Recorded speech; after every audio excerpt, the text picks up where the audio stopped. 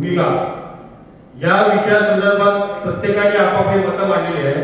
एक मुंबईतील आगरी समाजाचा एक स्थानिक म्हणून मी तुम्हाला सुचवतो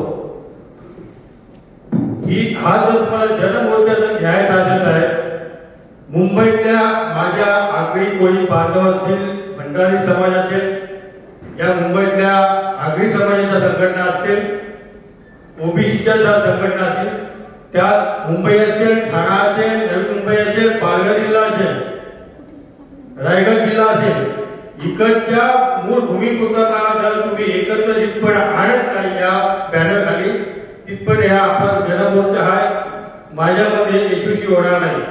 तेव्हा आपल्या सर्व कार्यकर्त्यांनी या 5 जिल्ह्यातील भूमिपुत्रांना एकत्र करण्याचं काम करावं, जेणेकरून राज्य शासन असेल किंवा केंद्र शासन असेल त्याच्यावर आपल्याला दबाव आणता येईल आणि त्यामार्फत आपण या जातीनिहाय ओबीसीचा हा प्रश्न लवकरात लवकर सोडवू इच्छितो शकू, एवढं मी आपल्याला विनंती करतो। आणि जी सूचना फक्त सूचना मांडण्याची मी सूचना दिली। नमस्कार, मी संतोष बावलाजे पुण्यात आलोय। ओबीसी जनगणना झाली पाहिजे त्यासाठी मोर्चे पण आपल्याला काढावंच लागणार आहे। सध्या मी ग्रामपंचायत उपसरपंच आहे। सगळ्यात सांगायचं महत्वाचं म्हणजे गावातले लोक आधी जागृत झाले पाहिजे, लोक जागृत आहेत, फक्त त्यांना त्या प्रभावात आणणं महत्वाचं आहे। त्यासाठी संघटनात्मक कार्य, संघटना बांधणी ही केलीच पाहिजे।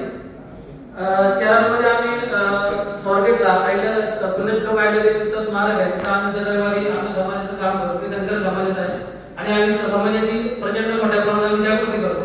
शेजारी सावित्रीबाई फुलेंचे पुत्र आहे, विविध आम्ही काम करत असतो आणि यासाठी महत्वाचं समाजात खेड्यापाड्यातल्या लोक रस्त्यावर उतरवण्यासाठी लोकांपर्यंत पोहोचलं पाहिजे। तसंच शहरातील लोकांना नोकरीच्या कामामुळे वेळ नसतो, पण त्यांना पण त्याचं सांगितलं आणि उतरवलं पाहिजे। महत्वाचं म्हणजे असं, आता जी ग्रामपंचायतची इलेक्शन आलेली आहे त्यात म्हणजे नागरिकांचा मागास प्रवर्ग ओबीसी, आपण ओबीसी म्हणतो, आणि इलेक्शनच्या भाषेमध्ये नागरिकांचा मागास प्रवर्ग त्याला फक्त खुल्या वर्गाला जागा आहे आणि नागरिकांच्या मागास प्रवर्गाला एकही जागा नाही।